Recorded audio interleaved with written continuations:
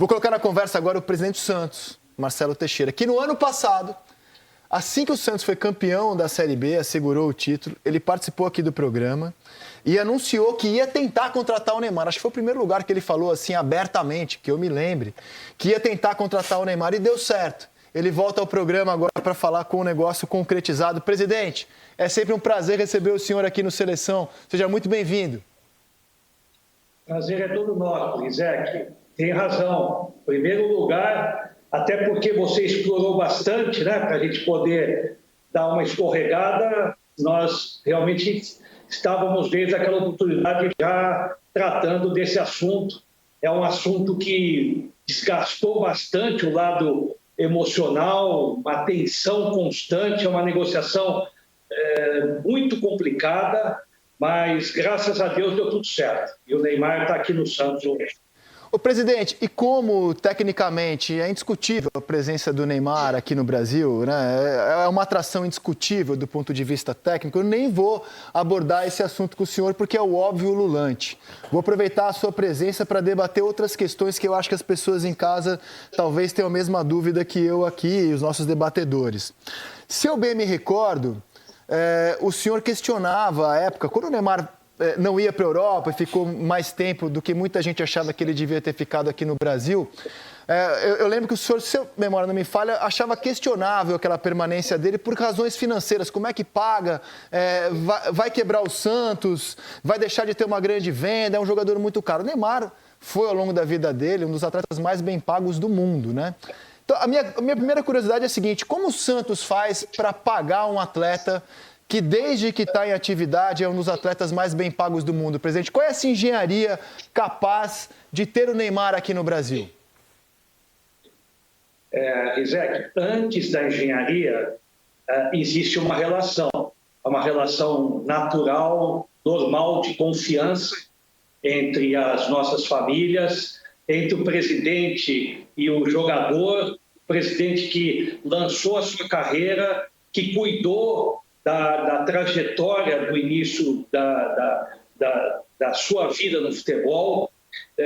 Fizemos juntos todo o plano em termos da constituição das empresas, desde 2006, quando nós roubamos o Neymar do Real Madrid, e lá, a partir daquele momento, nós começamos a desenvolver um plano para que o Neymar permanecesse no Brasil durante o maior tempo possível, e ali começaram as explorações das imagens, das empresas, dos produtos, das propriedades.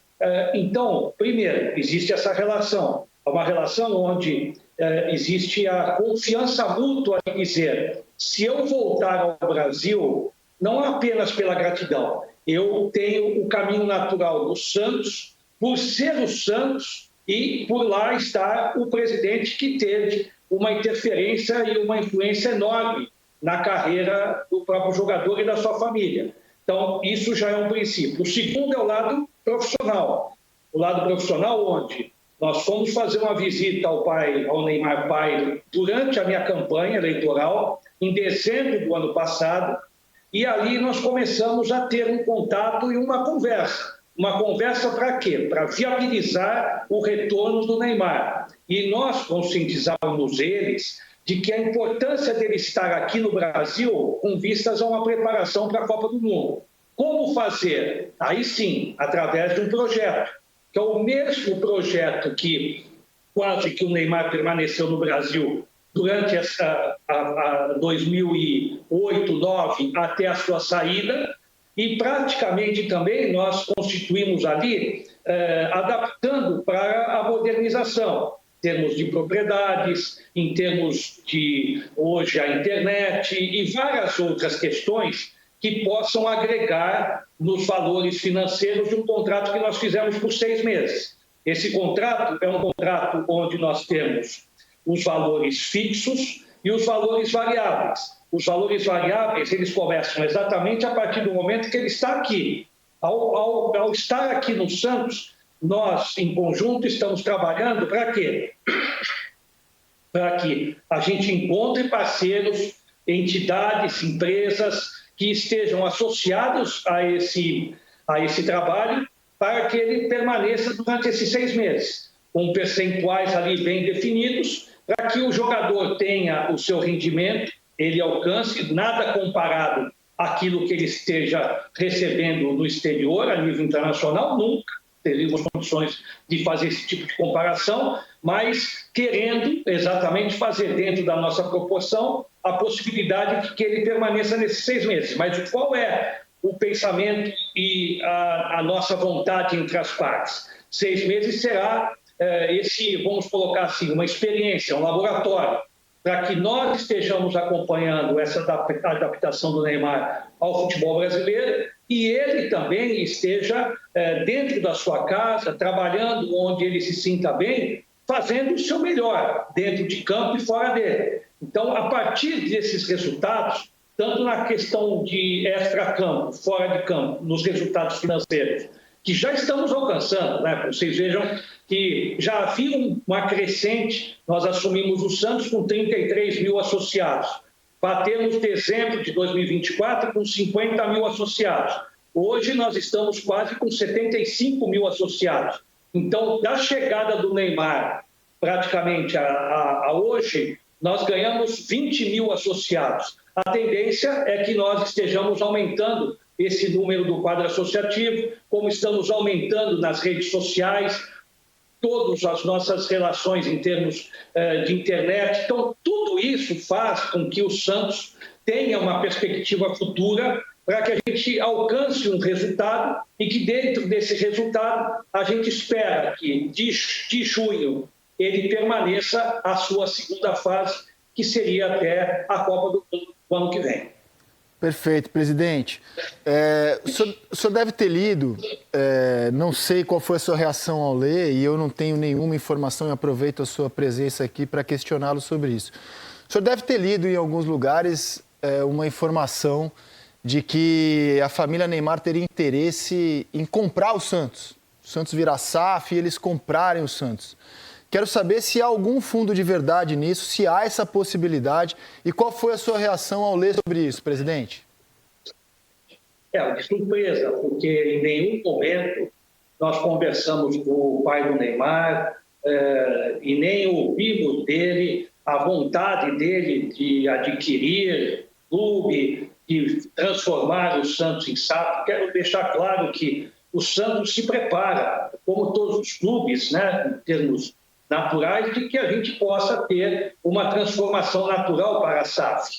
E conversamos há pouco, trouxemos especialistas no Conselho Deliberativo para que esses advogados, especialistas, pudessem dar um parâmetro das vantagens e desvantagens de uma SAF no Brasil hoje. Então, isso já é uma discussão interna natural daquilo que esteja acontecendo. Mas no caso referente a ele, ouvi também, como talvez vocês já tenham lido, é que hoje em dia nós temos muitos blogs, né? Muitas dessas informações sendo distorcidas, que o Neymar estaria trazendo um fundo árabe com a vinda dele para o Brasil e com ele um fundo árabe interessado em investir milhões. Então, na nossa mesa, nessa mesa aqui, nunca chegou nenhum tipo de proposta e muito menos ouvimos do Neymar pai algum interesse nessa situação de aquisição. Uma coisa bem diferente, bem distinta daquilo que nós estamos tendo de relação hoje da vinda do Neymar com qualquer outra situação inerente à SAF ou investimentos do exterior. O Santos busca essas alternativas. O Santos está no mercado buscando esses parceiros. Nós, nitidamente, já estamos vendo, né, a evolução das negociações. Desde dezembro, de uma forma assim, muito direta, mas com parceiros da confiança do clube, nós já tratávamos os negócios com ou sem o Neymar. Então, o Santos se preparava para esse momento. Para quê? Para que a gente não tivesse nenhuma surpresa. Vocês devem notar hoje, a camisa do Santos tem propriedades que aquelas que não estavam ainda com contrato de vigência, que estão ainda livres, porque nós estamos no mercado, que agora sim, de uma forma já concretizada, buscando os valores para alcançarem as metas que a gente traçou para o Departamento de Marketing Financeiro. Então, tudo isso são tratativas importantes, mas que não há nenhuma relação em uma transformação possível que até possa acontecer no futuro. Obrigado, presidente. Rick? Presidente, tudo bem? Boa tarde, Richardson aqui. A minha pergunta é mais esportiva, né? A gente vê aí o planejamento do Santos para 2025. Na minha opinião, a chegada do Neymar, ela fortalece a trazer jogadores de um patamar, né, de um escalão maior, de ligas maiores. Só que a janela fecha, essa primeira janela fecha agora dia 28, né, de fevereiro. Tem conversa avançada com algum tipo desses atletas? Tem alguma coisa já em mente? O Caixinha já trabalhou alguns nomes? Tem isso nesse planejamento? Temos, Richardson, porque nós já concretizamos algumas dessas negociações, são atletas que ainda não estrearam, né? Estão fazendo um trabalho paralelo, à parte, no condicionamento físico.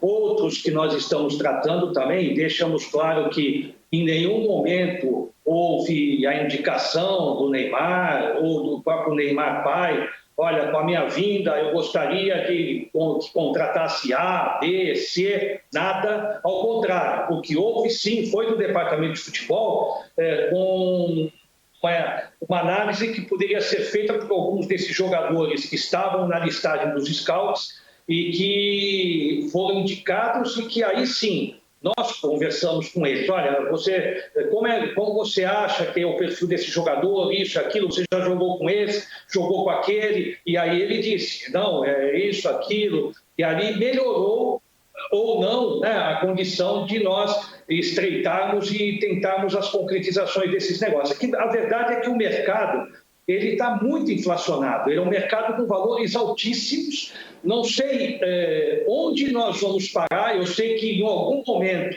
o futebol brasileiro chegará numa realidade que, mesmo com clubes bem-sucedidos, nos clubes associativos ou mesmo SAFs, eu acho que os valores hoje praticados no mercado brasileiro, eles são irreais, eles não condizem com aquilo que esteja sendo praticado, ou pelo menos para a nossa economia. Ah, mas o futebol é diferente. É diferente. Mas nós temos que tratar um clube como uma empresa, com a nossa responsabilidade, com a transparência e com aqueles limites orçamentários que a gente percebe que muitas vezes nós que acompanhamos os orçamentos dos clubes também, estamos vendo que são valores muito altos para o padrão brasileiro. Eu acho que chegar um momento que nós vamos ter que sentar à mesa, né, discutir sobre esse assunto, porque é impossível nós continuarmos dentro desses níveis. Nós estamos buscando alternativas também no mercado internacional, né? Estamos refazendo o grupo, como diferente do ano passado, que foi com vistas à participação de 2 competições apenas, foi o Paulista e o Campeonato Brasileiro da Série B. Agora não, agora nós temos 3 competições somadas com a Copa do Brasil desse ano, e aí a possibilidade é que a gente tenha um orçamento melhor e a gente consiga fazer ainda algumas contratações. Agora, tecnicamente, acredito, temos 2 grandes jogadores aí que foram atletas da época. O Caixinha, ele implantou um tipo de sistema de jogo, independente da qualidade, do nível da equipe, deve haver um tempo, né, para que os profissionais consigam entender esse tipo de treinamento, de trabalho. É normal que aconteça isso. Então, pode acontecer como ocorreram algumas derrotas, alguns imprevistos, mas nós teremos muita tranquilidade, muita paciência e daremos total respaldo para que, com o grupo todo integrado, e até mesmo, como você disse, já com a qualidade do Neymar, mas independente disso, a gente cria uma equipe competitiva, mas também de acordo com o trabalho e o perfil do Caixinha. Nós temos que ter e dar esse tempo a ele. O futebol às vezes não dá, é ingrato, né? Como no ano passado exigiam demais que a gente demitisse o Carille, não, tem que mandar embora. Resistimos às pressões e nós alcançamos o nosso objetivo, que foi o acesso e o título da competição. E assim faremos igualmente em 2025, independente dos resultados em campo. mas confiantes no planejamento que a comissão técnica atual está fazendo. Pedro, rapidamente, a gente tem mais alguns minutos para fechar esse bloco. Tá, bem rápido, tudo bem, presidente? Boa tarde, Pedro Moreno falando aqui. Vou aproveitar então fazer duas em uma bem rapidinho. A primeira é com relação ao tempo de contrato, né? O Neymar tem um contrato até o meio do ano, até junho de 2025, mas imagino eu que o Santos gostaria de contar com ele por mais tempo. O senhor mesmo falou com relação ao planejamento do Neymar para a Copa do Mundo. Então, por que esses 6 meses de contrato, se foi algo que partiu do staff do Neymar, e qual teria sido a argumentação para não 1 ano de contrato ou 1 ano e meio? No caso, até o final da temporada do ano que vem. E a segunda é com relação ao mando de campo. Se existe a possibilidade do Santos, obviamente aproveitando esse grande atrativo que é o ter o Neymar aqui, mandar jogos em outros estádios, a não ser a Vila Belmiro, até fora da cidade de São Paulo, em outras praças do Brasil. Tudo bem, Pedro. Excelente pergunta, porque eu disse, acho que até há pouco, talvez não tenha sido claro, o acordo foi mútuo, porque nós queremos fazer, não é bem um laboratório, mas acompanhar o desenvolvimento, tanto das atividades que o clube está fazendo para obter, né, os avanços necessários nas questões estruturais e também na questão financeira, assim como também o próprio desenvolvimento do atleta dentro de campo. Então, isso é importante, esse período de 6 meses, para as duas partes.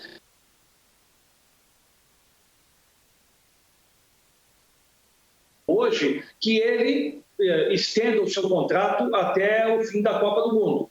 Nós queremos, sim. O mais difícil aconteceu, que foi a vinda dele ao Brasil e ao Santos Futebol Clube. Então, isso já é uma grande vitória, já é um sucesso, isso já elevará o nível do próprio futebol, né, em termos não apenas de imagem, mas também tecnicamente, e isso favorece os torneios internos que a gente tenha no país.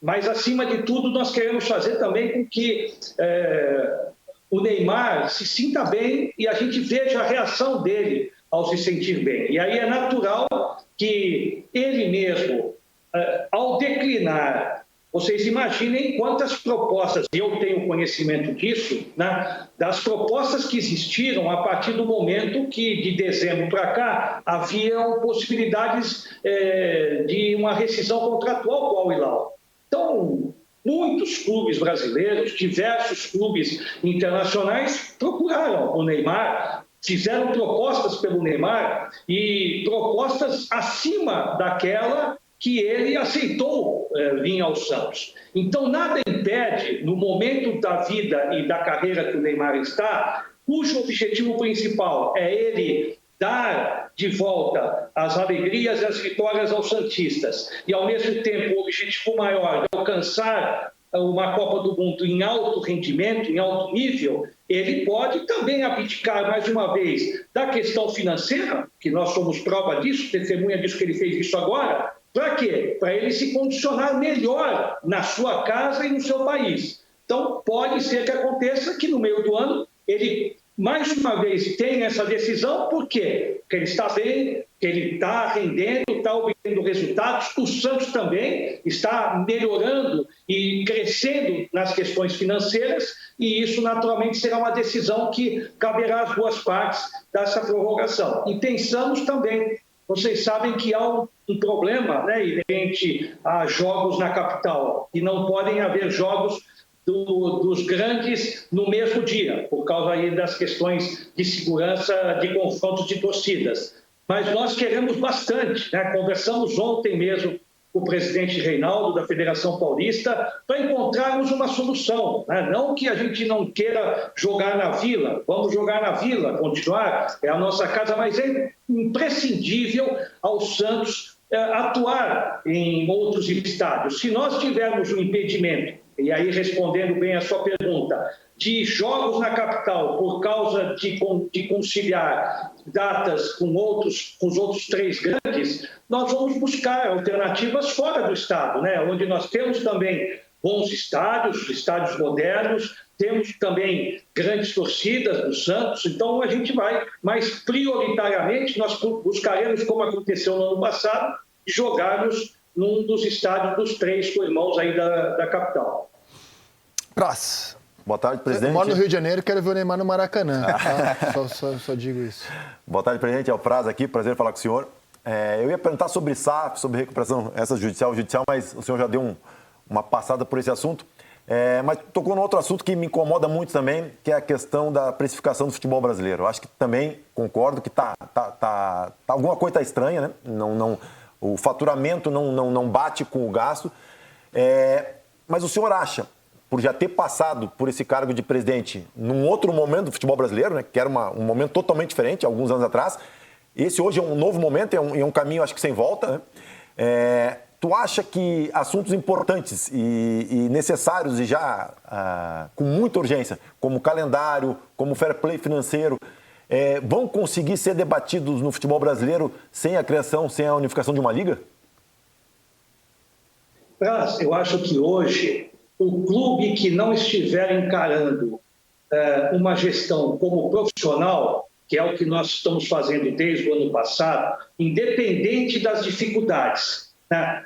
Quando assumimos, tínhamos receitas antecipadas, comprometidas, não tínhamos contratos durante o ano de 2024, fizemos um contrato com o Grupo Globo, iniciamos um contrato com as placas e assim nós fomos criando alternativas, porque não adianta nós ficarmos controlando a despesa.